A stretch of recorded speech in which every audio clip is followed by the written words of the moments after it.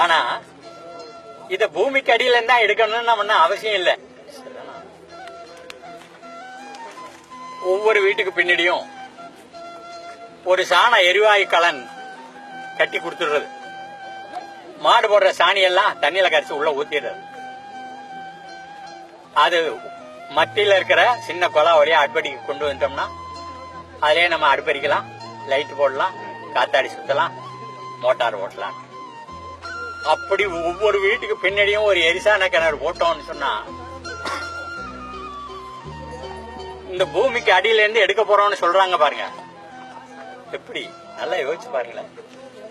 500 அடியில இருந்து 1500 அடி வரையிலும் இருக்கிற தண்ணி, உப்பு தண்ணி எல்லாம் இறைச்சு வெளியில அனுப்பிச்சிட்டு அதுக்கப்புறம் அந்த மீத்தனை எடுக்கணும்.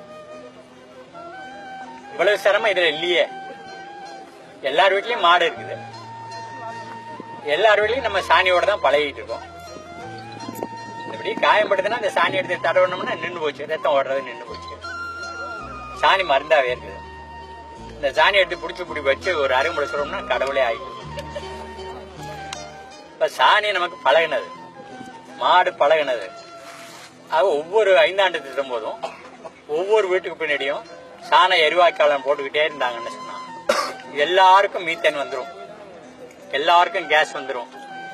அது இப்படி பூமியை தொலைச்சி எடுக்கிறத விட மிக அதிகமா இருக்கும்.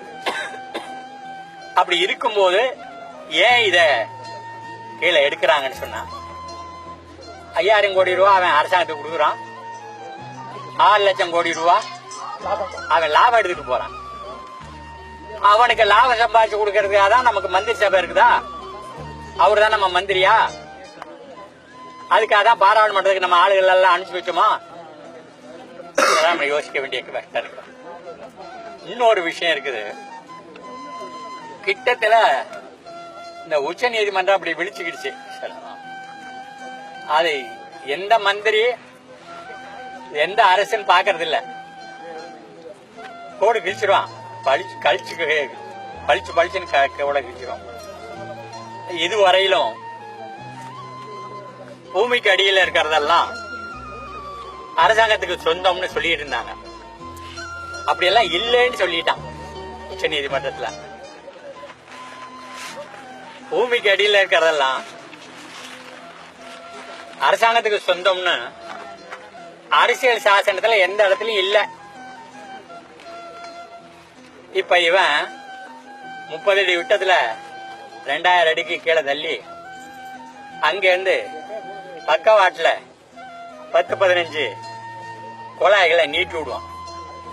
நம்ம 30 அடியில ஒரு கிணறு வெட்டுறோம்னு வச்சுங்க, போய் தண்ணி வரலன்னா சைடு குழா போட மாட்டோம்.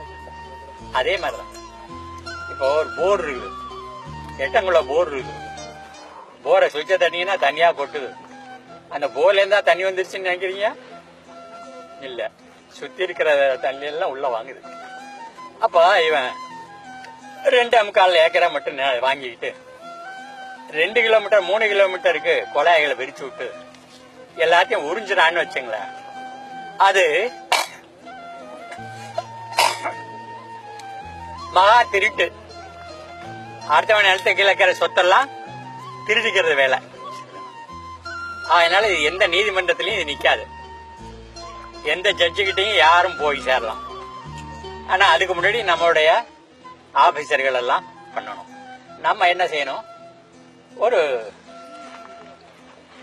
வழக்கறிஞர் குழு ஒண்ணு ஏற்படுத்திட்டு தொடர்ந்து இதுகள்ல என்ன லீகல் ஆஸ்பெக்ட் இருக்கு, எது எக்ஸ்ட்ரா லீகல் ஆஸ்பெக்ட்ல என்ன செய்யலாம், கொஞ்சம் நம்ம தோண்டி எடுத்துக்கிட்டே இருக்கோம்.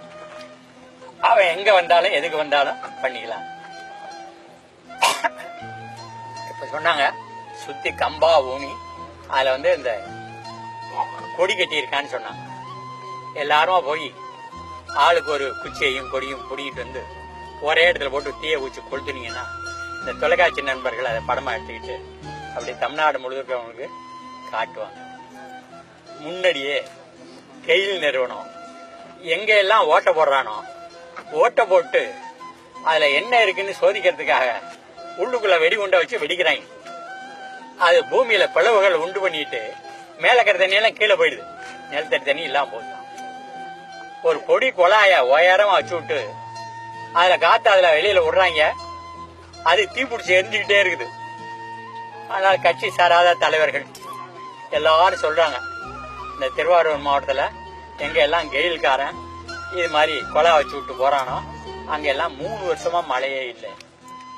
மேல இருந்து மழை கிடையாது, கீழே இருக்கிற தண்ணியையும் வெடி வச்சு கீழே கிளப்பி விட்டுருவான். இதுலயும் என்ன பண்ண போறான், 35 வருஷம் மீத்தேன் எடுத்துட்டு 100 வருஷம்